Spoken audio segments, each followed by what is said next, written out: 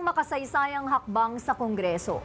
Matapos ang halos 40 taon mula nang ipinagutos ng saligang batas, inaprubahan na ng mababang kapulungan ang panukalang magbabawal sa political dynasties sa bansa.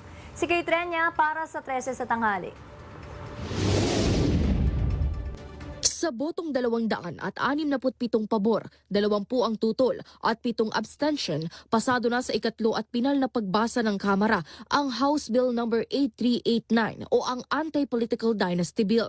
Ito ang isa sa mga panukalang matagdato ng sinumpaang deklarasyon sa Commission on Elections o COMELEC upang patunayang hindi sila kabilang sa ipinagbabawal na dinastiya sa politika. Sa sino mang magsumite ng maling impormasyon o susubok na umiwas sa mga probisyon ng batas, may kaakibat itong parusa. Ipinaabot naman ni House Majority Leader Sandro Marcos na panahon na para harapin ang isa sa pinakamalalim at pinakamatagal ng isyu sa politika ng bansa. Anya, mas magiging bukas ang sistemang pampolitika para sa mga kabataan, mga bagong lider at mga ordinaryong Pilipinong may kakayahang mamuno. Samantala, pahayag ni Lanao del Sur 1st District Representative at House Assistant Majority Leader Zia Alonto Adyong na mahalagang hakbang ang pagpasa ng panukala dahil sumasalamin ito sa mas patas at mas bukas na demokrasya. Binigyang diin din niya na hindi nililimitahan ng panukala ang demokrasya, kundi mas pinapalakas ito sa pamamagitan ng pagbibigay ng pantay na pagkakataon sa lahat. Matapos maaprubahan sa Kamara, tutungo naman ngayon sa Senado ang panukalang batas para sa kanilang pagtalakay at pag-aproba.